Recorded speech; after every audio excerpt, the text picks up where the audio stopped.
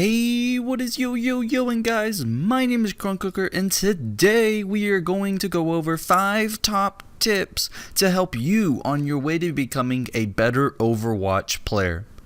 These tips come from my experience with the game and talking with friends and other players that were confused on some of the game's mechanics.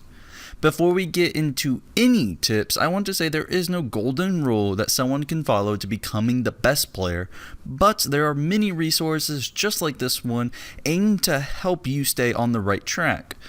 Becoming a better player demands lots of time and effort that will pay off at the end of the road. These tips are for beginners to average level players aiming to improve their overall mechanical skills of this game. Without any further ado, let's get straight into those tips. The first tip we are going to be talking about is map awareness. And what exactly do we mean by map awareness? Well, Overwatch, unlike other games, has no minimap, making it hard for new players to understand where their team is, where the enemy team is, or where they need to be positioned at.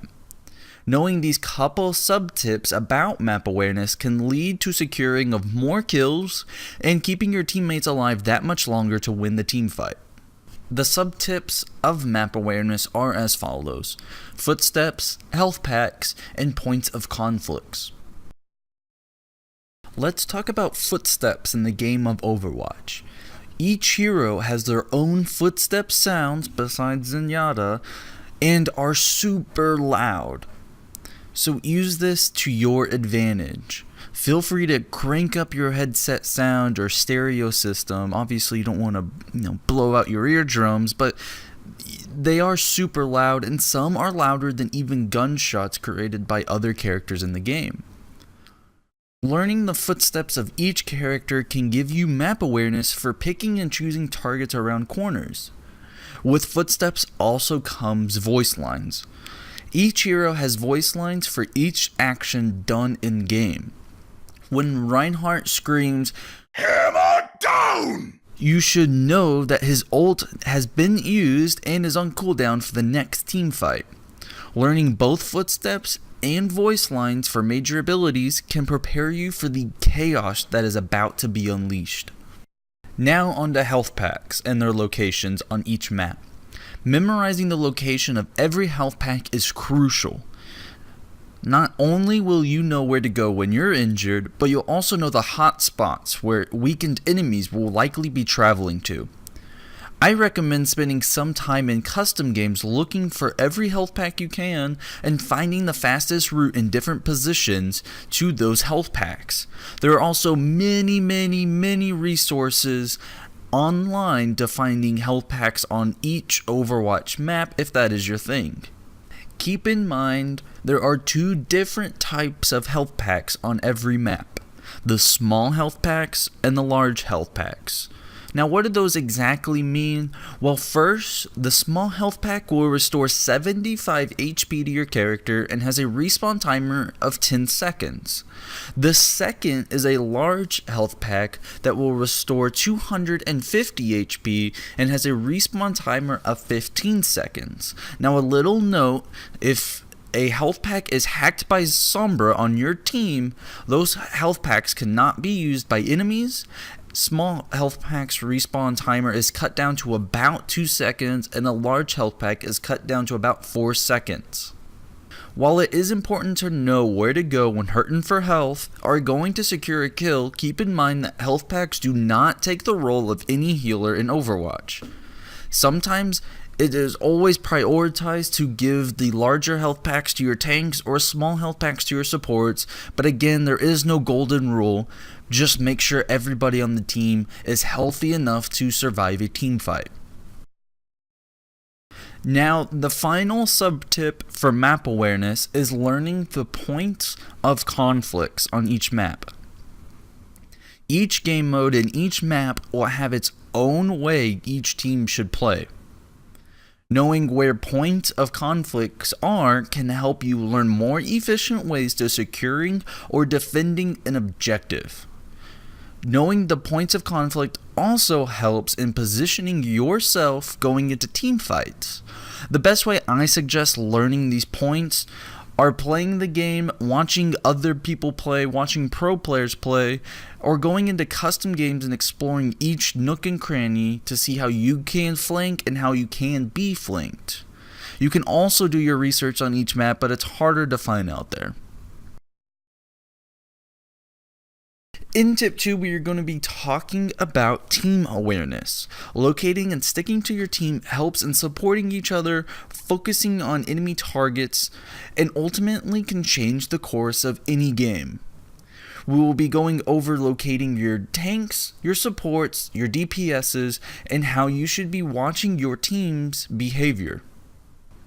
First, on how to locating your tanks. Tanks are usually the class that is a front line of any team. They are meant to soak up damage to keep others alive while being the one that charges into the enemy in hopes of breaking the enemy's defenses. A great tank player can really decide the course of each team fight. Your tanks will always be itching to get close and personal with the enemy, but their priority is wanting to protect those that are behind them at all cost. A tank is nothing without the crew that follows behind. Now onto locating your supports. Supports are the backbone of any team, and they will stay towards the back line of team fights and should be the highest priority to kill on the enemy side, but also the highest protected ally on your side of any game. Supports keep others alive and fighting stronger than ever before. An excellent support player will have superb decision making and ultimately changing the outcome of a game based on their actions. Now onto locating the DPS. The DPS, or damage per second characters, are the best at taking and keeping objectives and picking off and protecting main targets. They are normally sandwiched in between the supports and tanks, and they tend to have the lowest health pool in the entire game. But they are compensated with movement abilities and strong presence in any team fight, making them just as needed as any tank or support players. A player that is great at the DPS role can weave through enemies and manipulate the entire battlefield.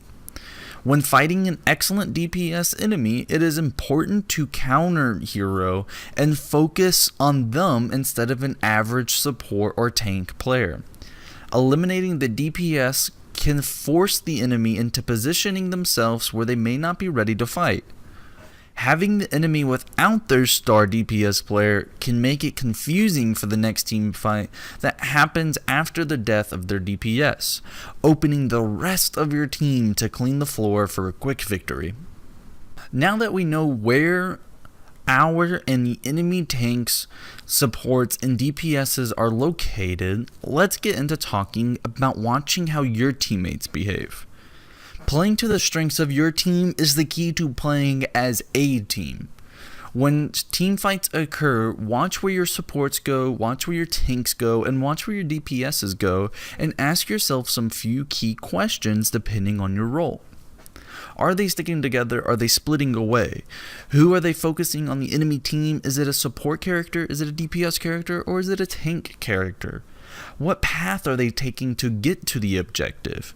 Who has/wants to use their ults in the next team fight? Watching these behaviors can help you learn what role you need to play for the quick win. Not playing for your team can lead to an angry and heated toxic team. Remember, there is no one rule that works for every game every time, so be open to new ways of playing the game. Forcing yourself to play a different role or taking a different path can only help you understand the game that much more.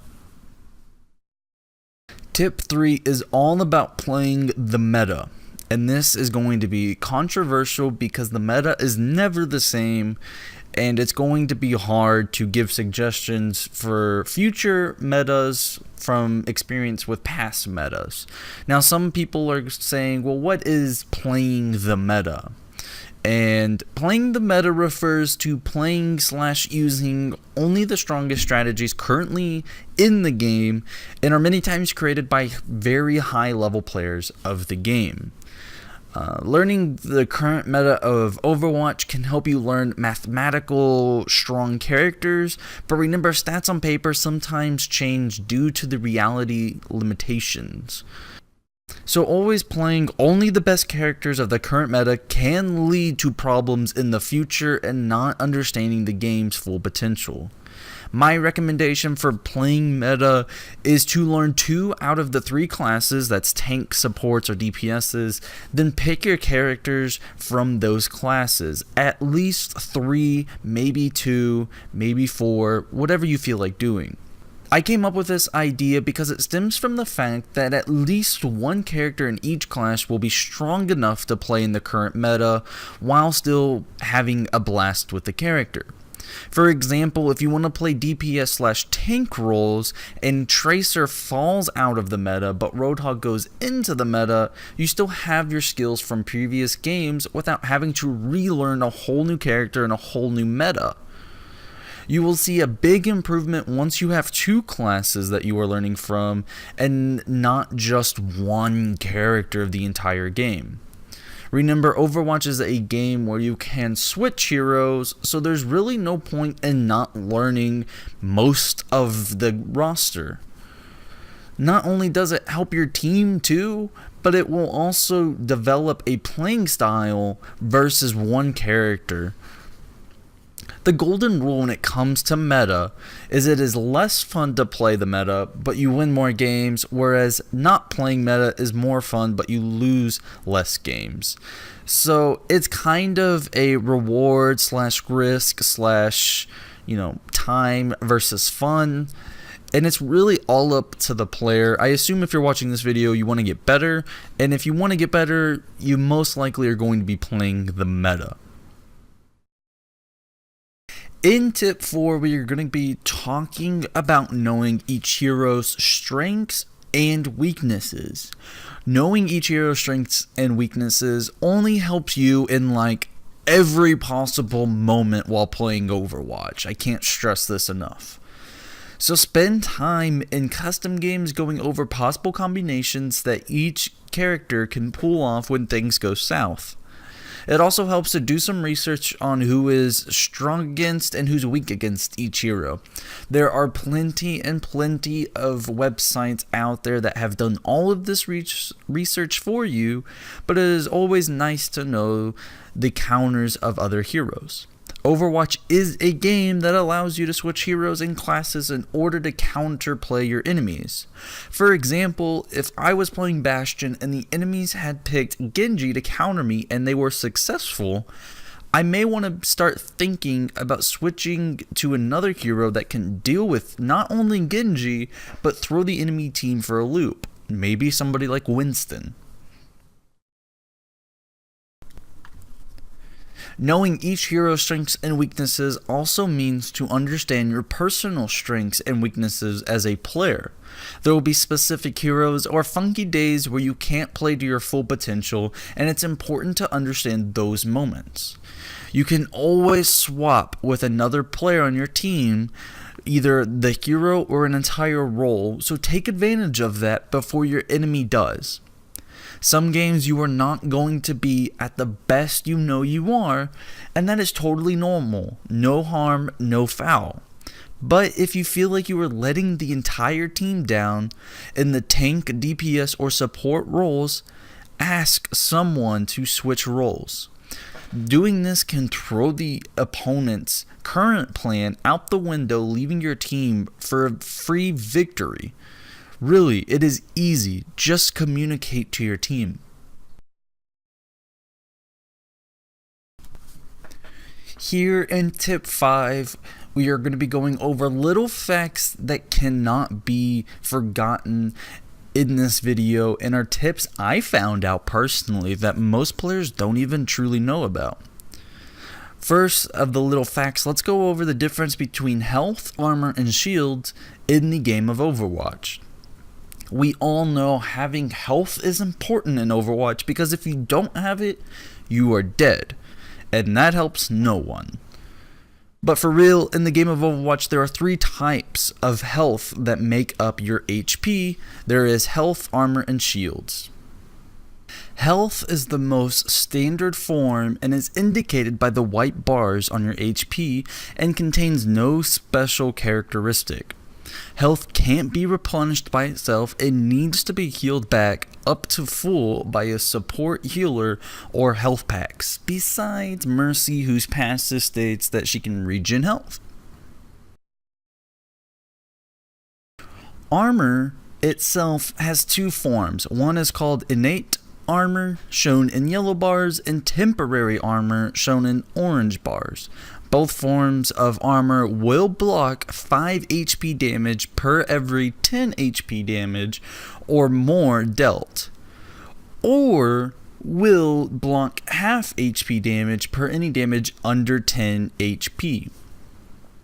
Heroes with armor are very effective against other heroes that have rapid firing guns and shotguns, but fall off against the heroes that have huge amounts of damage in one shot. This is sniper shots, rocket launchers, etc., etc. Innate armor and temporary armor functions the exact same way, but innate armor can be healed while temporary armor cannot be healed. Shields are shown by the blue lines on the HP bar, and they share the same characteristics as health, but shields can regen at 20 HP per second after 3 seconds out of conflict. Shields can be healed over time or by being healed or picking up health packs. Lucio is the only character to give out a temporary shield when he drops the beat, and they are shown as dark blue on the HP bar.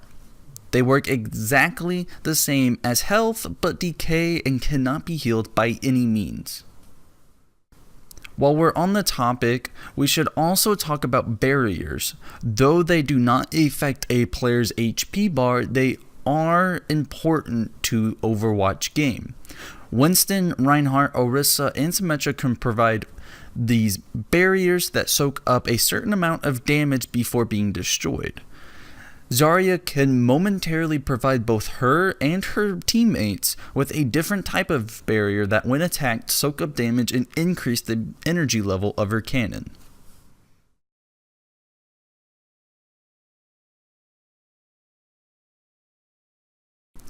Let's move on to some facts about the payload.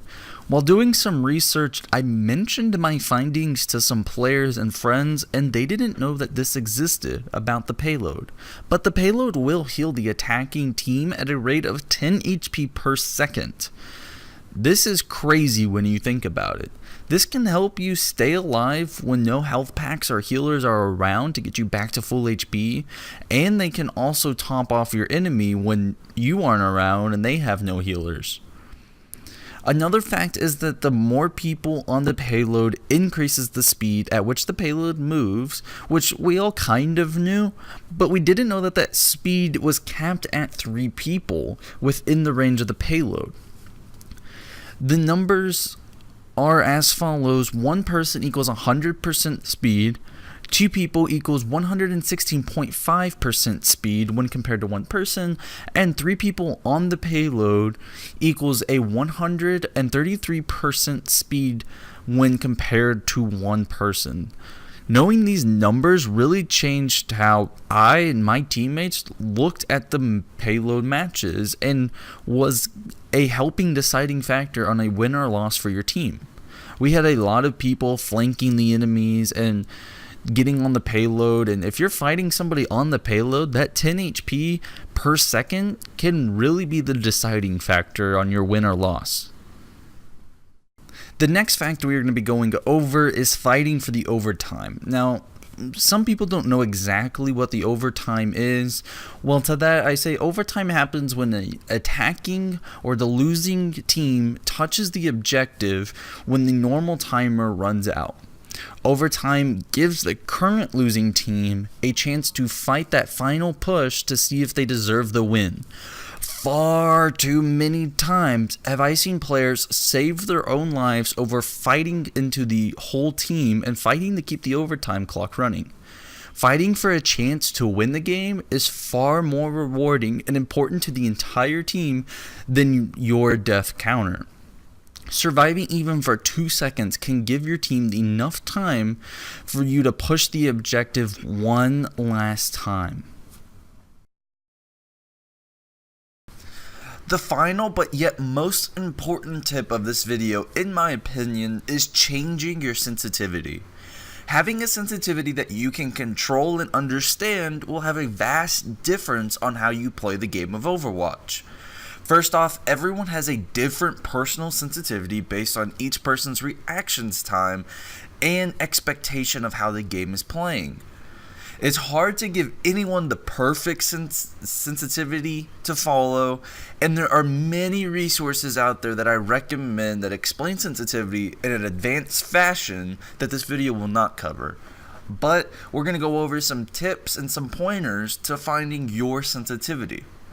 Before we get into finding your sensitivity, I have to stress that this will take lots of your time, probably more than any of these other tips to master. And because it takes so much time to find, no matter if you're on consoles or PC, you will drop kills, you will die many times, so be patient with yourself.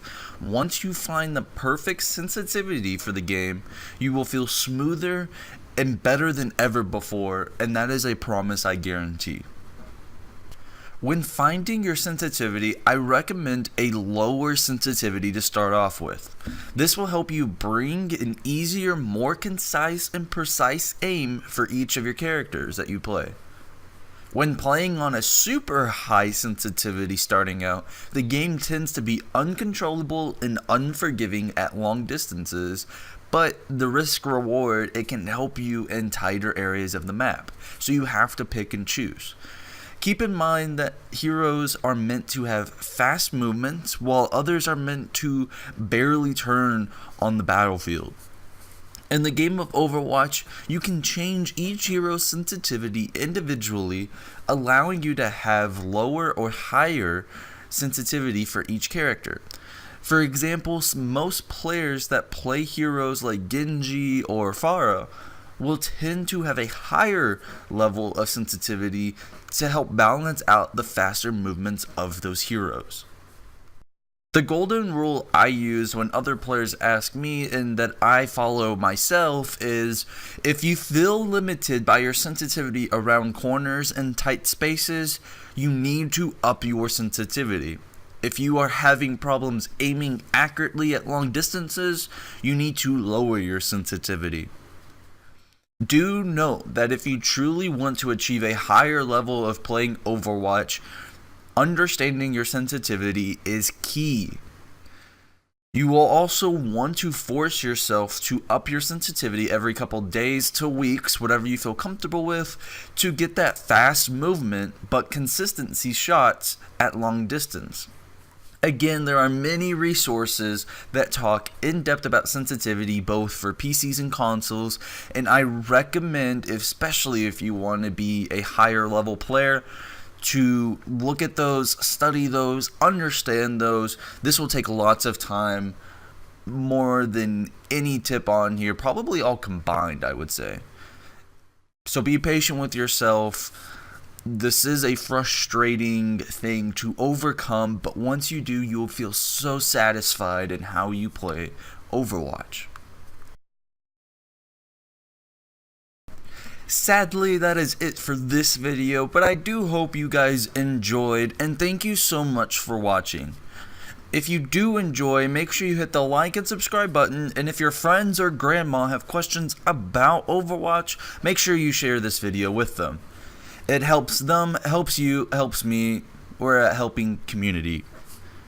If you have other games that you want to see tips on, make sure you post them in the comments. I check those all the time. Have an awesome and amazing rest of your morning, day, evening, or night. I'll talk to you guys later, and peace out.